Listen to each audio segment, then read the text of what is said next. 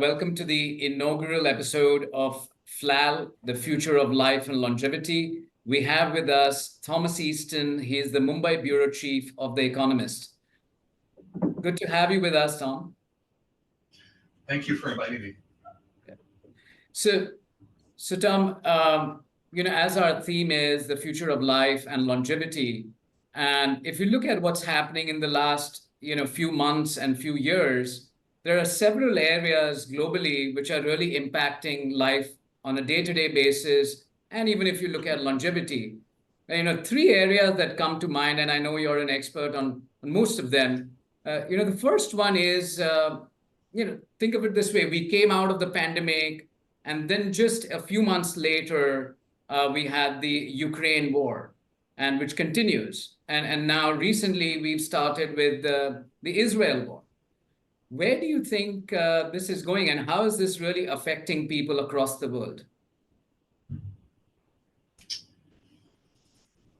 Well, obviously, anything that involves people being killed is, horrible. There's always collateral damage, horrible. Probably adds friction into the economy, which is not good. Adds to costs without benefits, not good. But that said, I think it's important to look at events and try to understand how much we understand about what we understand. And I want to be very clear about things here. War is a very, very confusing issue. We don't really know what's unfolding in the Ukraine and Russia, though it is followed fairly closely. There's many, many debates about what's really going on in the Middle East. I mean, I was in Israel over Christmas, and I find many of the accounts to be troubling. I think there's been a great deal of discussion, for instance, about the verity of deaths in Gaza and the statistical validity of those claims. And I think it's very, very important for people to understand the validity of any claims. And I guess I would have to say that the statistical case that many of them are spurious is really almost unassailable. But people should make those inquiries on their own. I think one of the interesting things about the pandemic is, and this is perhaps what has surprised me the most, there have been many, many claims about the efficacy of vaccines and of treatments and of untreatment, what would happen without treatments. And I would have thought any medical experiment that included so many billions of people would have led by now to innumerable studies on all sorts of consequences, because really you can't do billions of anything without having all sorts of consequences. Even the best vaccine, the best highway, the best airplane, there is no thing that's so great that if you don't do billions of it, you won't have consequences. And I have to say, I have been quite surprised by the lack of authoritative large-scale studies that have emerged from not only COVID, but for the treatments from COVID. And so there's an area that seems to have been passed, unlike these wars that you began the conversation with, seems to have been at least concluded to some degree. And yet we really, really don't know all sorts of things about side effects and about, varying treatments and how different responses work. And I have to say, I'm really, really shocked by that. I would just imagine by now we would know if one of the treatments affects, muscular movement, or there's many discussions about heart health that has come out of these treatments, or even hearing or nerve damage, or, these are just natural things that happen when you apply massive treatments to massive numbers of people. And we should be discussing all those things. So I began this by discussing my skepticism about many of the statistical claims that are being made from Gaza. And I encourage people to look at it themselves. And now I go to the second thing, and I don't think you have to be a conspiracy monger to really question these sort of numbers and this sort of information. And I think what's particularly concerning about the pandemic information is it affected so many people. I mean, billions and billions and billions of doses of vaccines were given to billions of people, and we were all affected to some degree by COVID. And we really need to have a very, very fine understanding of what is unfolding, and we don't have that yet.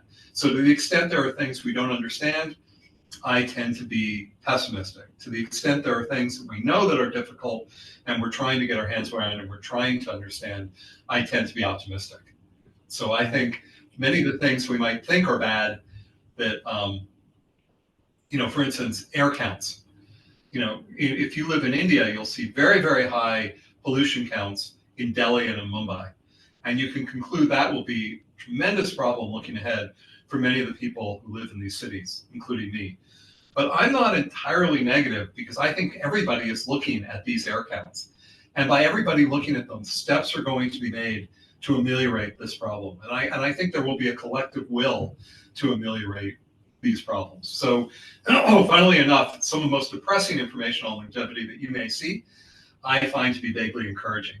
But areas where we're not clear, then I tend to get very nervous. So, you raise a very interesting point about information or misinformation, and how we're almost starved of avenues to get real credible data and insights. You mentioned about Gaza and the pandemic in terms of trials or patient data.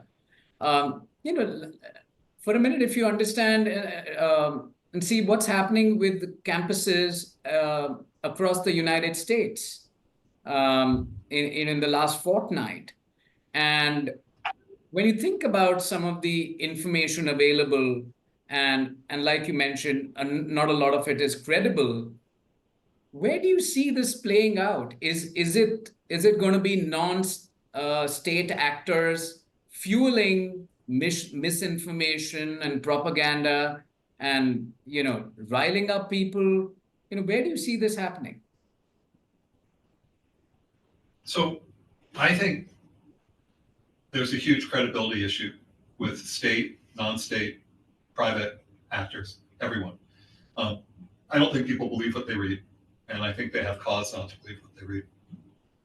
And the question is, are we at peak confusion or not? Or will it get worse? I think there's growing acceptance that there's really a credibility problem. And so therefore, once again, I am becoming more optimistic, notwithstanding how bad everything is right now. And I really believe it is bad. I wouldn't recommend anyone to rely on any sort of publication or any sort of data set alone. I think some things are true and some are not. And it's very, very confusing to try to understand what is true and what is not. I mean, we recently did a big survey on India. I think like all publications, and I've been a reporter in India and America and in Japan and China. And what most publications will do is they'll say, well, the GDP statistics are very, very problematic. And there's a lot of reasons why national income accounting is very, very problematic. And they'll point out some of the problems with national income accounting, and then they use it anyway.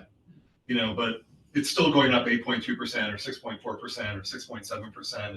And, therefore I would say, are those numbers good? I really distrust them. But there are other numbers, like for instance, if you think of inflation numbers, people know when their food costs are going up. They know because there's an actual transactions. So I think people have a lot of information through prices about what is really going on in their lives that is somewhat verifiable. And I encourage people to trust what they see in front of them rather than what they read. And I think that India had tremendous credibility problems in their financial system that lasted for many, many years until things got really, really bad in the last decade. And I think, just kind of contradicting what I said in the past, I looked at that trend, and in 2020, I concluded that India was going to fall off a cliff because the non-performing loans and banks kept getting worse and worse, and they kept discovering new problems, and then companies had new problems, and everything seemed to play on itself, and 5 major financial institutions failed. And I thought, well, if this happened and this happened and this happened, then worse has to happen. But it seems like that was, rather than me being correct, and I note this in the special report, it was an inflection point. India got better. The message that real problems were existing, brought some sort of cohesive thesis to both individuals and financial institutions and the government, and a real desire to improve things.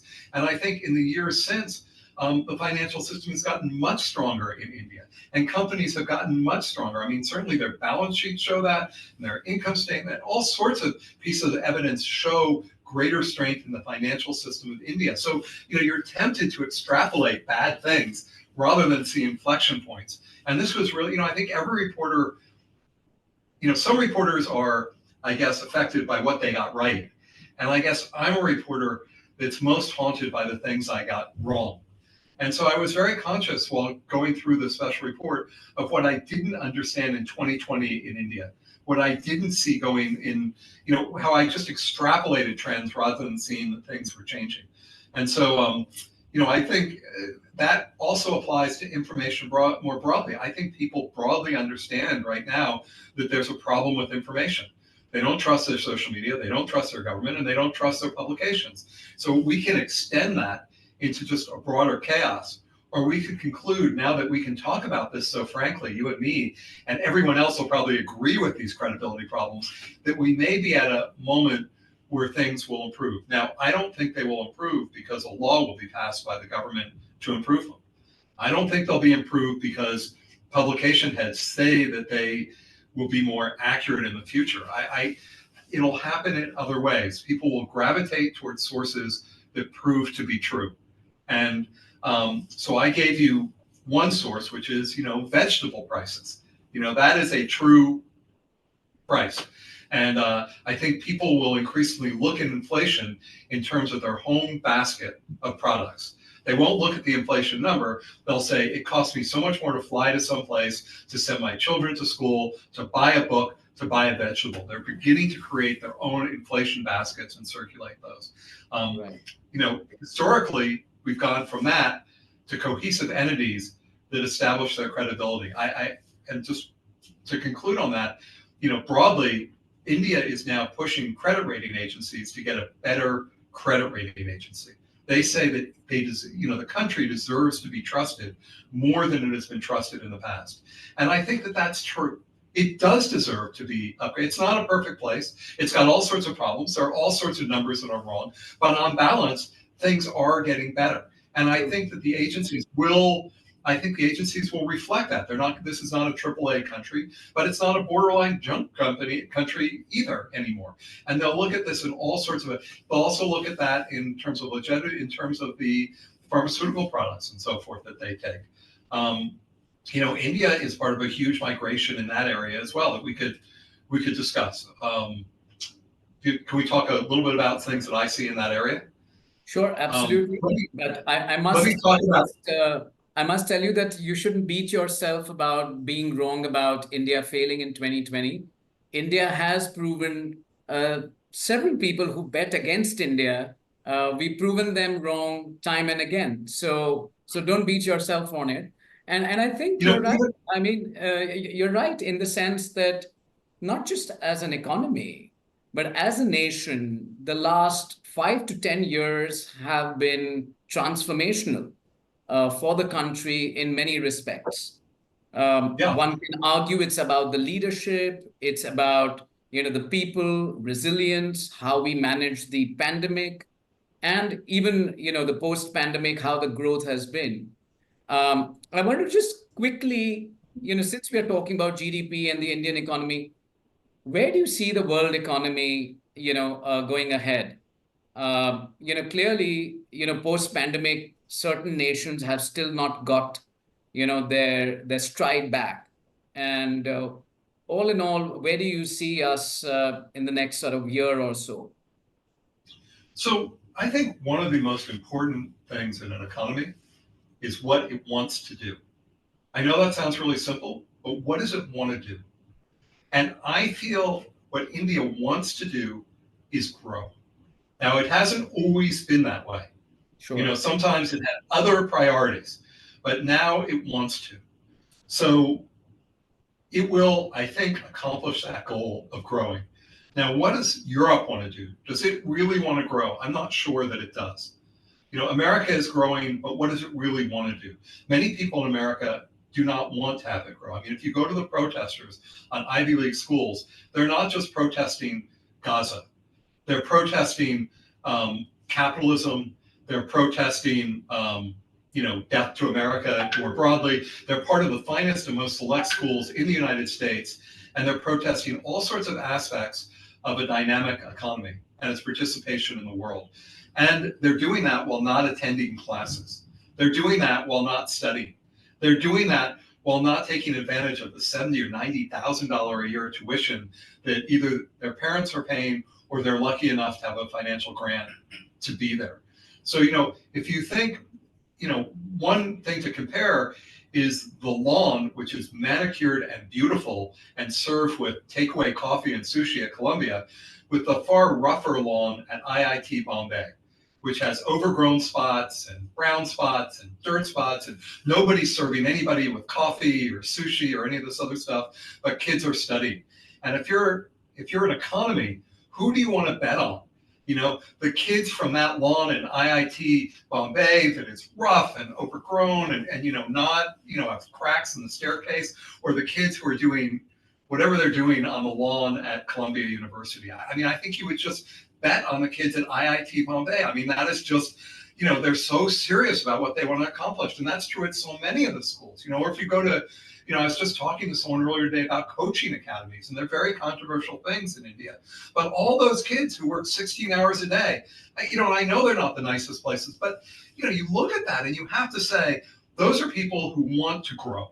They want to succeed. They're tremendously disciplined. And I think they will have tremendous benefits for their society. And the societies that are, attacking themselves and, they're trying to bring down institutions. I mean, really, if you look at the Ivy League schools that are protesting, the problem isn't so much the students that sometimes have the most contradictory and ill thought after protests one can imagine, but the faculty members who encourage that, as opposed to bringing in debate and bringing in different ideas and bringing in the creation of essays or creation of companies or real things that might alleviate poverty in America or in Gaza or other places around the world. I mean, I don't see those things unfolding in those protests. I don't find them very productive, but the bigger issue here is, what is the economic signal? And I think in some ways what you're seeing in those schools is a sort of, moral vanity that goes nowhere. And in India, you see a great seriousness. Now, I think my country will prosper and survive in the end, because there's no institutions in my economy that are really of paramount importance. There are many, many institutions, and you will see all sorts of brilliant people, many from the most modest circumstances you can imagine, who do not steer their ways to schools that are engulfed in unproductive events, and instead end up in other places where they can become more. And then 30 years from now, we'll look back at those people and with tremendous admiration. And this has happened time and time again. I have seen, in my childhood, I watched Columbia almost destroy itself in other student protests. A classmate of mine in nursery school got her poem on the front of a famous book on the subject, The Strawberry Statement. There was a time when Columbia and the Ivy League schools did not give tenure to very many, people of tremendous merit that came from groups that were selected not on the basis of merit, but those people went to the University of Chicago at the time or other schools and made those great. And you'll see the same thing unfolding right now. There are other institutions in America that will welcome the people who are willing to work the hardest and think the most. And many of them will be from India, and you'll see that those people will thrive. My country is very open.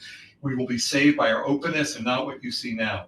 India, I don't know if India is open or not, but I think India is focused right now on growth. And therefore, it's an enthralling place to be. You can only respect what you see. And it's doing it in ways that sometimes I don't like. Like, I would say, for me, what drives me crazy is it hasn't been 10 years that the metro has torn up the roads of South Mumbai. I just cannot understand why they can't get it done, but they will get it done eventually. I mean, I've already seen some of the scaffolding moving. I mean, just think of the enormous impact on pollution that completing that metro will have, and on the longevity of all the people who are down there. So, India obviously does things at its own time, and it may not be as quickly as I want them to be done or anybody else wants it to be done, but I see that progress being made. And that's why I think everyone who comes here, even if they sometimes don't like being here, they feel it's a great privilege to be here because they see that. And there's nothing more enthralling than to see that. I think you're so right, Tom. I would say, well, India is open for business, and like you mentioned, for growth, and Yeah, completely agree that we will get it done. I think as a nation, as a people, as businesses, as entrepreneurs, as startups, I think you're spot on. Everyone wants to get to a better place. yeah, We are an yeah, aspirational economy. We are an aspirational people, and we're putting our money where our mouth is. Um, yeah. you wanted to mention something about longevity earlier, and you wanted to add something on that. Please go ahead. Well, it's just interesting how societies change with information. Like, let me give you an area where it is changing with information. Um, I saw a stock that went up a great deal, Varun Beverage. And I didn't understand why Varun Beverage went up so much. So I asked people, what does Varun Beverage do? And people say it's a Pepsi, distributor.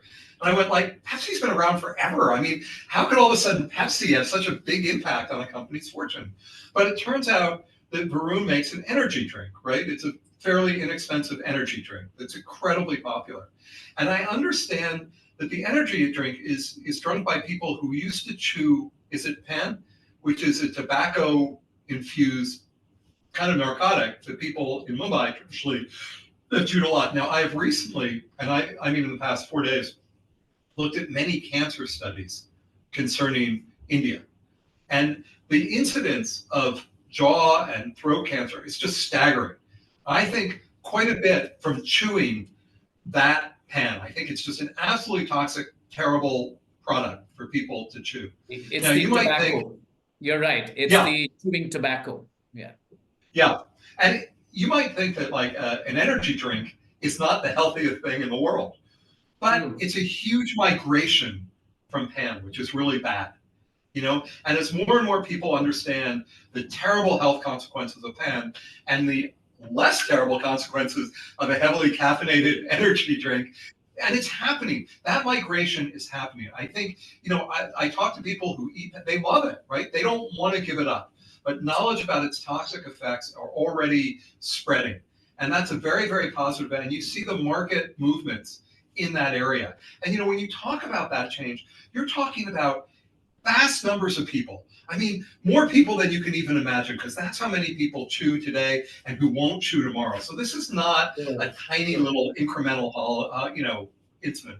Sure. Sorry, go on. I think this goes again on the lines of what you mentioned about information and how people will start behaving differently, taking charge Yeah, of their life, and obviously it has direct effect on their longevity.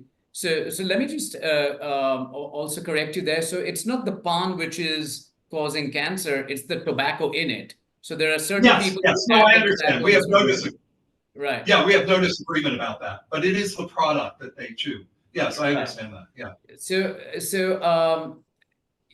today, if you see, they're gravitating from one bad product to another, not healthy product, right? There's enough research that the caffeine in energy drinks is just way too much. The sugar content is just way too much, et cetera, et cetera. And you're going from, well, maybe one really bad, habit to another bad habit, maybe not equally bad, but definitely bad for your health.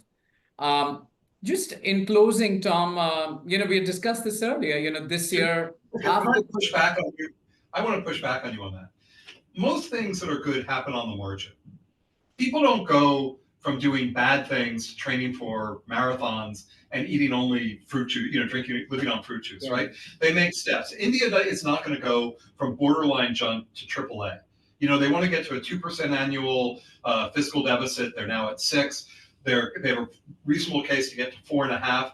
Things happen on the margin. And if you want to look at, That's a great point.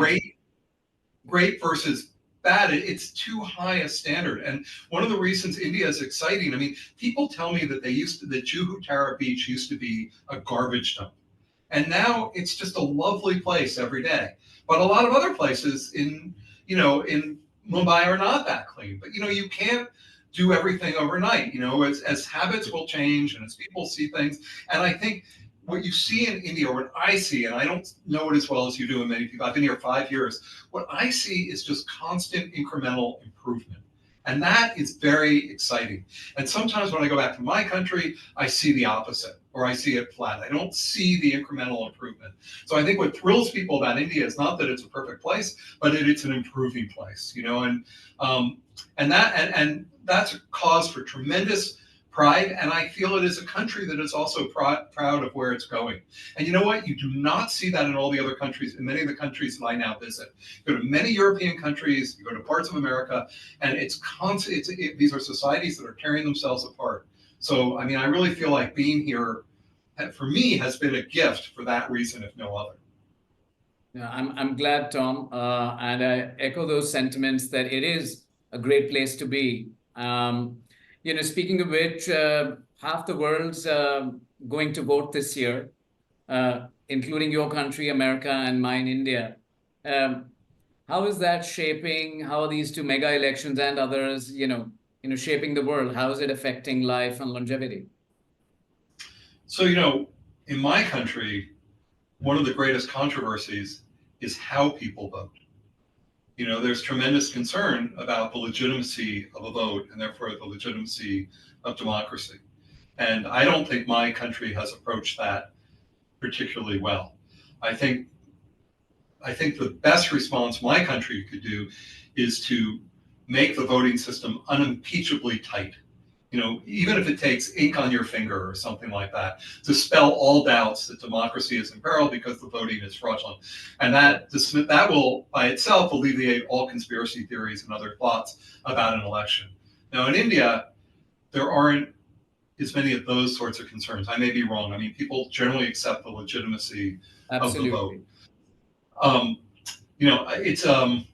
It seems like people know there's a clear favorite in this election, and it's hard to imagine the opposition will succeed. But, I have not gone from precinct to precinct to ask people what they feel. And so there's a lot I don't know.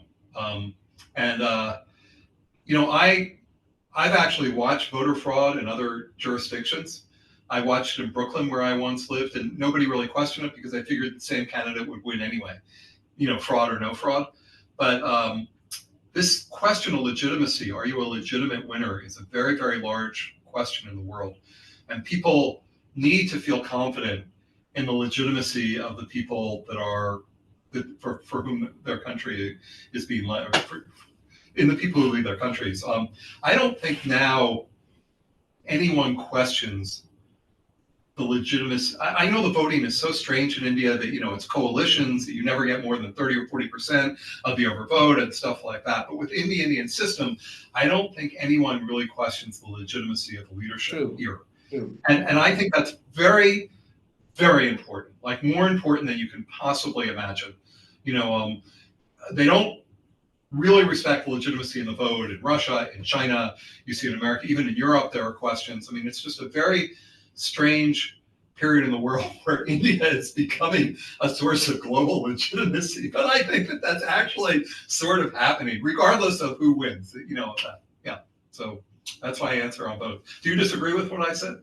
No, I completely agree with you. I think India has a fantastic election system. The Election Commission of India has got a pretty watertight system, and that's what's upheld our democracy over decades. So it is testimony to the nation and to our principles of keeping things fair and transparent by and large, as far as the elections are concerned. And it is a telling sign that right now in the United States, as you say, that is a big question. I mean, who would have thought, Yeah, right? you're So, right. Yes. so, Yeah. so Tom, in closing, I'd say, some of the things you mentioned today, I'd say one of the underlying things is about information. So whether it's Yeah. whether it's conflict, whether it's the pandemic and cures, or Yeah. whether it is habit change, towards Yeah. behavior Yeah. towards bad food, etc., or even in terms of how nations think of what they want, right? Yeah. As a neuroscientist, I'm very glad that there's a lot of stuff about behavior and neuroscience, as well as the intangibles, so to speak, right? Not so much just the tangibles. In closing, just a quick liner from you on where do you see the future of life and longevity? Well, I think let's just take the known problems, like um, particles in the air.